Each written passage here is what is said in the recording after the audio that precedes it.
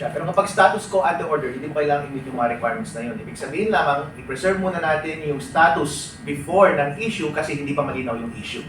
On that question, tama yung dissenting opinion ni Justice Javier. Tandaan po natin, ang question lamang na rin-resolve ng Supreme Court ay whether or not i-issue yung TRO and status quo ante order. Hindi niya rin-resolve yung main issue na pwede bang ma-aresto si Bato nang hindi dumadaan yung warrant from the ICC sa local courts. Hindi sinagot ng Supreme Court yun. Pero ang sinagot niya lamang ay dapat bang pigilan yung pag-serve ng warrant ng ICC na hindi ngayon ng government na hindi dumadaan sa korte. Magkaiba po yun. So, kayo na po ang mag-decide. Tatlo po yung main features and tema na linabas na decision ng Supreme Court. Meron po dun sa main decision, merong separate opinion ni Justice Leones at merong dissenting opinion ni Justice Javier.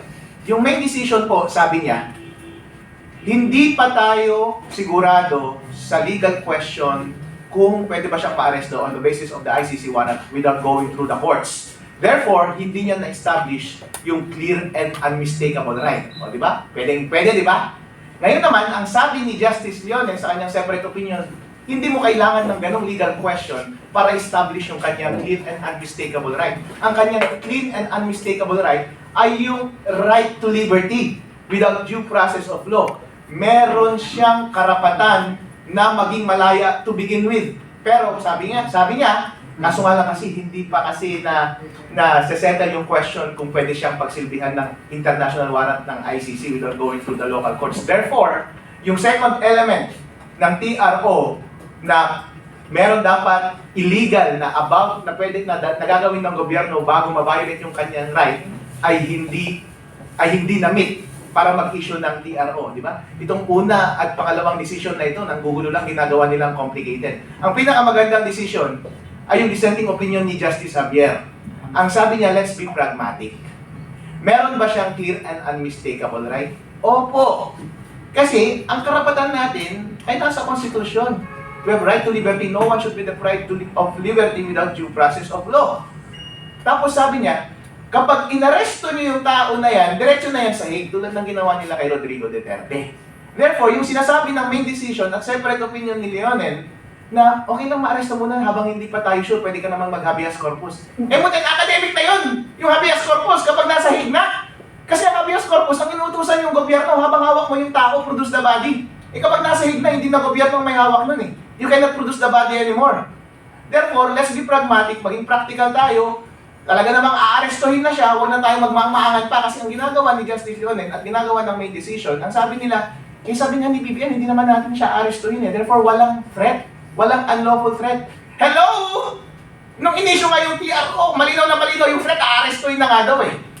Pagka-aresto, diretso sa Hague. Therefore, merong violation ng kanyang right to liberty. Tandaan po natin, may karapatan siyang maging malaya. Fundamental po yan sa ating konstitusyon. At sabi dun sa Rome Statute na kanilang pinaninindigan, it should follow yung local procedures bago i-serve yung warrant. Yung sinasabi nila na after serving the warrant ay dapat nating i-submit sa court para i-check yung kung tama ba yung identity ng tao at yung pag-serve ng warrant, it's quite another procedure than the procedure that you have to follow while serving the warrant.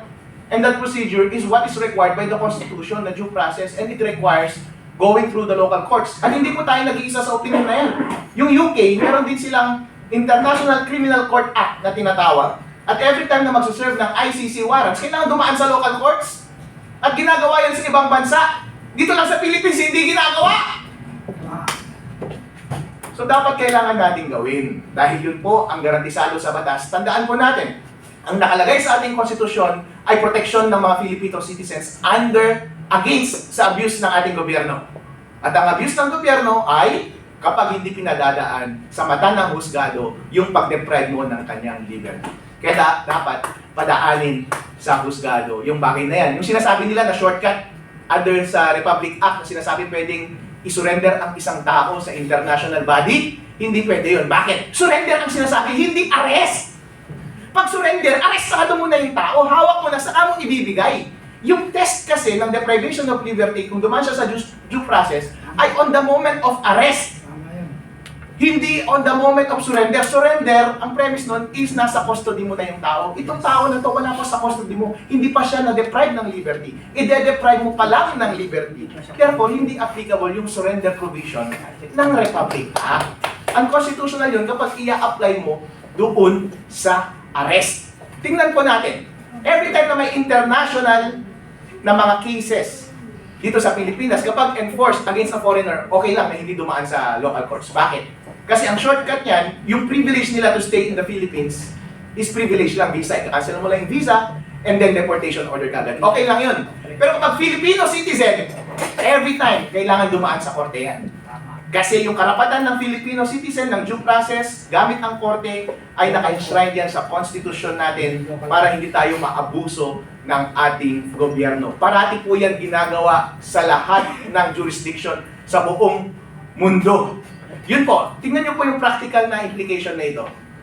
Kapag merong foreign, di ba, sabi nila hindi naman foreign court eh. Ina-admit nyo nga na foreign court, kaya nga ini-invoke ninyo yung Republic Act na pwedeng i-surrender sa foreign court, hindi ba? So ina-admit nyo na foreign court. Every time na may foreign court na gusto mong i-enforce yung kanilang legal papers sa Philippines, kailangan dumaan sa korte. Bakit? Anong chinecheck mo? Yung authenticity. Yun yung una, kung tama ba yung papeles, kung authentic ba, kasi kailangan mong ipa-stamp yan doon sa Philippine Embassy kung saan nanggaling. Dapat pinastamp muna nila sa Hague yun, tapos titingnan ng judge kung authentic o hindi. Ngayon, hindi natin alam kung yung hawak ni Trillanes ay authentic o hindi. Kasi dapat ang judge lamang ang makakakita. Ginagawa po yan sa mga extradition cases, ginagawa rin yan sa mga batas ng ibang bansa. As a matter of fact, kahit sabihin nilang hindi na natin kailangan ulitin pa yung probable cause determination ng ICC dito sa Pilipinas, oo, hindi natin kailangan ulitin pa yung probable cause determination kung assuming na tama yung jurisdiction nila. Pero at any rate, in the minimum, kailangan mong i-check yung authenticity ng document. Kapag nag-present ka ng document na hindi issued ng Philippines, therefore hindi yan public document. Yes. Hindi mo ma-ensure na authentic yan. Therefore, kailangan mo padaanin sa korte para ma-issue, para ma-check kung totoo o hindi. And then saka mag-serve. Hindi mo na kailangan i-check ulit yung probable cause. Therefore, yung gawa nilang pag-aresto kay, attempt na pag-aresto at pag-manhunt nilang kay Bato ay illegal. Magaling yung dissenting opinion, pragmatic at pragmatic. Kung ikaw ay ordinaryong tao, yun ang pakikinggan mo. Yun po ang common sense. Very good, Panyero. And in fact, hindi nga, ako, on a personal note, I also agree dun sa dissenting opinion ni Justice Amy Javier Lazaro. Kasi for me, ang pinaka-importanting issue dito sa atin is sovereignty, no? Protektahan natin ang ating kapwa Pilipino. Ano man ang batas ng iba, unahin muna natin ang ating kapwa Pilipino na maprotektahan. Ngayon, Attorney Harold, sa konsepto ng the incorporation clause daw, no, na automatically incorporated na daw yung mga provisions ng Rome Statute sa ating batas. What is your comment about this? And therefore, pwede nang i-bypass itong mga legal processes natin dito sa Pilipinas. Sabi lang sa ating konstitusyon ay lahat ng ating international obligations, international treaties are part of the law of the land. Pero you cannot deny the fact that it's still a foreign court. Ganon din naman sa ating pag-recognize ng mga foreign jurisdictions. Kasama rin naman sa ating international practice na i-recognize yung kanilang mga issuances. Pero hindi ibig sabihin na kailangan mo nang i-undermine yung mga measures na nasa konstitusyon natin para protektahan ang mga individual liberties ng ating citizens against the abuse of the government. Hindi po yun pwede. Kaya in fact, kapag merong conflict between a law and the Constitution, yung Constitution ang masusunod. And tandaan natin, kahit international treaty pa yan at supranational body yan, ang katapat lang yan ay law. Hindi siya Constitution. Hindi niya pwedeng itrample ang ating Constitution. So kapag sinasabi ng Constitution na malaya ka unless dumaan sa korte, ang determination ng pagtanggal ng iyong kalayaan, hindi ka pwedeng arestuhin. Kante, di ba? May pag-asa ang Pilipinas kapag ganyan ang boses ng kabataan. Aminin ko na kasi senior na ako, no? Attorney Harold, ito bang usapin natin ngayon ay purely legal o politically motivated na rin po? Ay sobrang political ng ICC na yan, Luisek. Ang Amerika nga, kontra sa ICC eh. Meron silang tinatawag na Hague Invasion Act. Ayaw nilang magpa-aresto ang kahit na sinong American citizen laban sa ICC dahil alam nilang napaka-politika ng ICC na yan. Kapag meron silang inaresto na American citizen, gegerahin nila ang Netherlands. Dapat meron din tayong gano'n eh. At gano'n din yung Israel, si Benjamin Netanyahu. Merong warrant of arrest mula sa ICC, di ba? At gano'n din, ginagamit po nila yan para ipitin ang mga kalaban sa politika. Huwag po natin pabayaan na isipag natin ang ating sovereignty sa kanila. What can you say about the actions also of Russia? Ano po ang action ng Russia? Okay yan. Nag-issue na sila ng warrant of arrest. Nag-issue ng warrant of arrest.